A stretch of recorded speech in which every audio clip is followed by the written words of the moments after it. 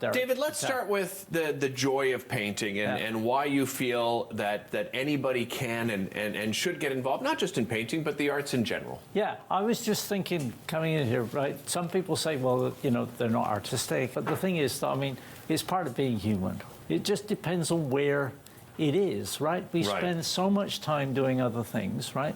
Some people it's close to the surface. Some people it's way deeper. But I think everyone has something to contribute to themselves in arts, right? I mean, we wear art, we drive art, we eat art, right? Everything, exactly. There's some part of art in everything, right? Yeah, and I love the way that you present it that way, right? And it's fun, right? I mean, there's something very therapeutic about participating in something, and it's tangible, right? I mean, sort of painting certainly, right? You're actually doing things. If you're dancing, you're movement, just something that's part of all of us, right? And joy, right? I mean, it's fun drawing, it's fun doing art. Yeah. And you know, honestly, I'm someone who would have said, "Oh, I can't draw" when we first started this. That's always what I've thought. But yeah, even doing this exercise with you, you could see immediately something was forming, that we were making something. Yes. Yeah. It's exciting. Yeah.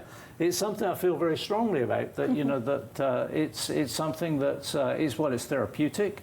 It exercises different ways of thinking, and I think it makes us better people, right? I think we're wholer and calmer and more attuned to our world when we can kind of create things.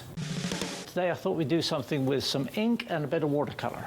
David, when you're doing watercolor, can you do it all at the same time, or do you let portions of it dry for any reason? Well, you should. Some people would say you should let it dry. It's just I'm impatient, so I kind of I appreciate your honesty. But the thing is that if you've got this line drawing, right, you can get quite sloppy with the watercolor, and it still makes a bit of sense, right? So even though we've done this very quickly, it looks like a house, right? Yeah, exactly. I can go back in with some more ink, and I can just add some details, right?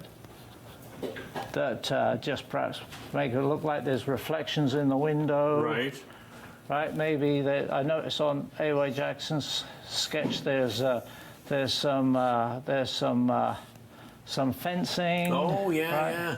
yeah. You know, we could just go and add a little bit of detail in afterwards, and the more you do, the more it becomes a nice little drawing, right? And I was going to ask you about that too. I mean, for those that are perhaps beginners and they're a little intimidated, I mean, the idea is the more you do, the better eventually you're going to get, right? And do it for yourself.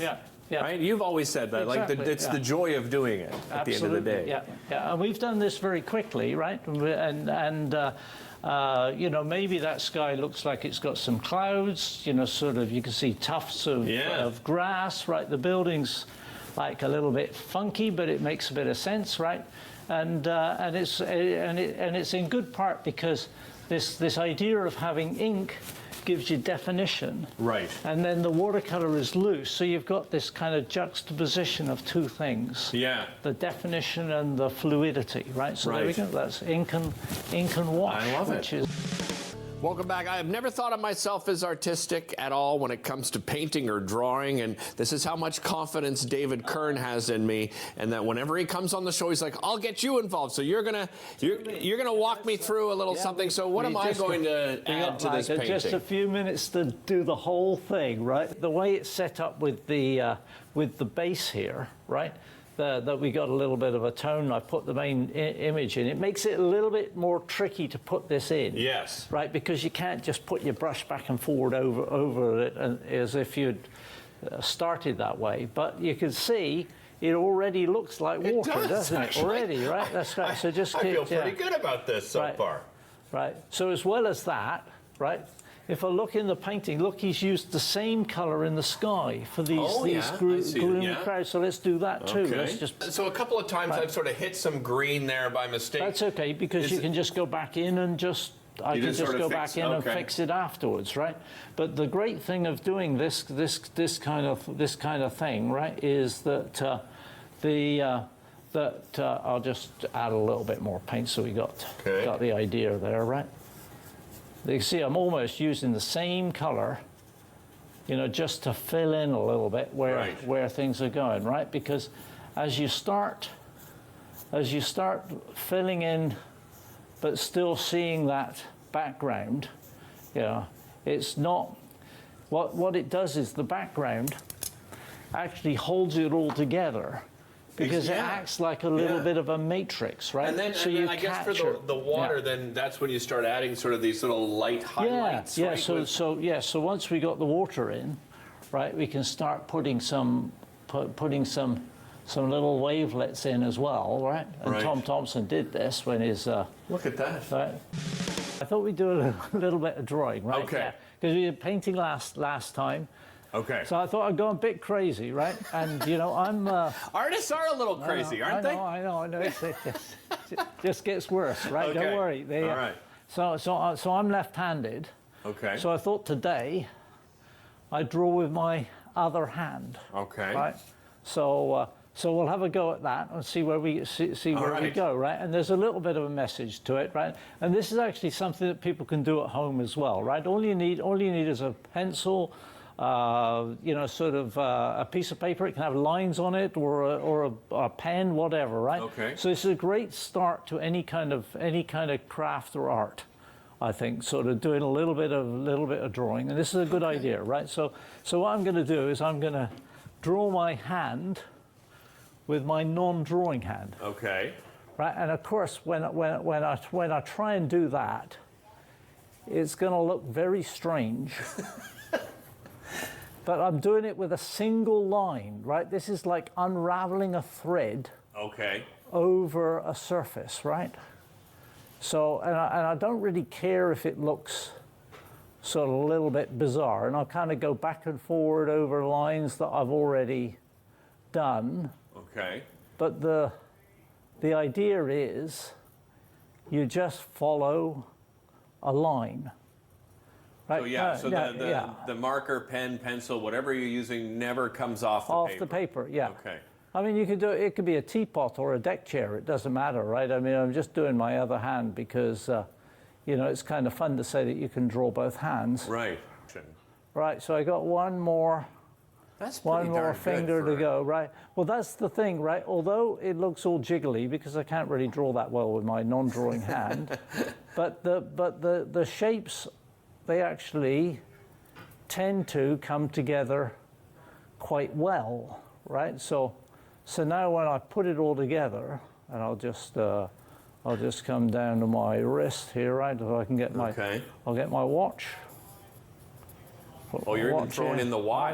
I'll throw the watch in just to... Okay. It's actually a little trick because it's always good to have a wrist because it stops the hand looking like it's going nowhere, right? So now I've got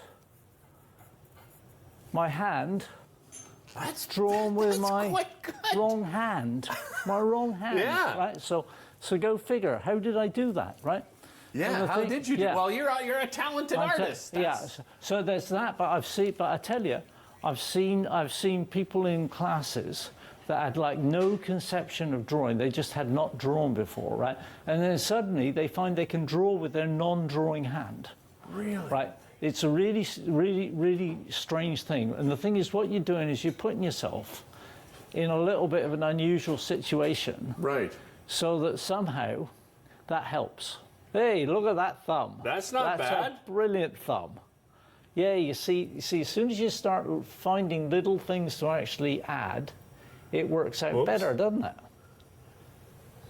So Derek, that's great, eh? Let's just we'll cheat a little bit. The ratio wasn't good in that. We got it. But you know. But you're right. It doesn't. In my head, I'm not going, oh, I've got to be perfect on this, you know, or I'm gonna, you know, it's gonna look like garbage, kind of, right? Yeah. But I understand where you're coming from. Yeah, and the thing is, I mean, obviously practice helps, right? There's no doubt about that, right? But the thing is that if if you do things in your kind of normal day-to-day mode, right, what will happen is it'll tend to look like a rubber glove, right, or a claw or something, right? Because what you're doing is just stop and look in. And the thing is, we think we know how to draw, or we think we can't draw, right? It's either way, you know, I see both, right? But neither is true, right? Because we can all draw because we draw with our eyes. We can all see. As soon as we start, you know, letting go, right, relaxing, it's a relaxation thing. It's getting away from your day-to-day life and into that kind of zone where time just disappears. And you know, we've all heard about you being in the zone, right? Yeah, of course. So this little exercise, and there are some others, but this one's a great one because it puts you in an unusual situation that your day-to-day brain can't cope with. Right. So what it does is it says, I can't do this. I don't care. I don't care if I can or not. Yeah. It just goes to sleep, right? So the expectation is gone. Right? It's not the usual canvas that you've brought along with you here today. Yeah. This is like a multi-stage thing, right? Okay. So I thought we're coming up to the holidays, so it'd be good to do something with color, right? Because you know. Christmas, New Year, it's the most colorful time of year, right? And I thought, well, color's a bit of a mystery, right? So, anyone who says they understand color, they don't really. Don't believe them. Okay. I mean, Aristotle's had a go, Leonardo da Vinci, Newton, you name it. Yeah. Picasso actually said, place two colors. Why, when you place two colors next to each other, do they sing? Can anyone really explain this? Right? There's something a bit mystical about color. Right. And it can make us feel different, right? Yeah, like even absolutely. emotionally, yes, right? The emotional, and culturally, sort of colors mean different things in different parts of the world. But from a painting point of view, there's just one thing which I thought would be good to kind of focus on, because I think it really helps whatever you're doing. Right? Okay. And that is that if I take a couple of pieces of card here, right? So they're the same piece of card. I think everyone would agree with that. Yeah. Right? If I put one here. Like that, and the other one here. Interesting. Now they're different colors. I defy any human to see that as the same color. That is wild. It's what, Because this looks brownish now, right? And dull and bright, and this is singing. Yeah, right? it's vibrant. It's singing and it's jumping out.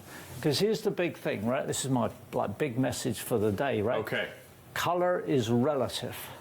It's as much to do with what's next to it as it is the color itself, right? So if I take my color wheel, I've got a color wheel here, right? Yeah. Then what we got is we got green against red. So I thought what we do is we just have a little bit of fun, and we'll just shift the color wheel around a bit. Okay. And we'll paint this using some different colors. Okay. Just to see the effect. Yeah. And we'll see whether it works. This isn't just as a reminder, David. This is just showing this color wheel idea, right? So we do that we just things talked a little about differently, right? And we'll get a different effect. But because the balance of colors is the same, it will still work. Okay. That's great. Okay. So you got to put a bit of red on it. All right. Let me get some red in here. Do you want to do some red? Sure. Okay. So you're going to do the bow up here, okay, with this red. Okay. All right. Yeah. Looking good here, look at kids. this. Yeah. Very, very well done. So when we come to sort of doing decorations and cards and whatnot, if you feel like you want to do something a little different, you can take any design you like, right, and just shift the colors a little bit, and it will still work. It's that simple. And if you want to start painting, right, you can print things like this off now, right, on your printer. Because sometimes people are a little intimidated by perhaps doing the drawing and then the painting itself. But if you want to just get started, just do something very simple, right? Right. And take one of David's courses. Oh yeah, it's always fun. Gotta give you a plug. Don't take anyone's course. No, right? it's true. Because It's true. It's again, it's the art that you do is the best art. Ottawa.ca to sign up for any of their courses. We'll be back right after this.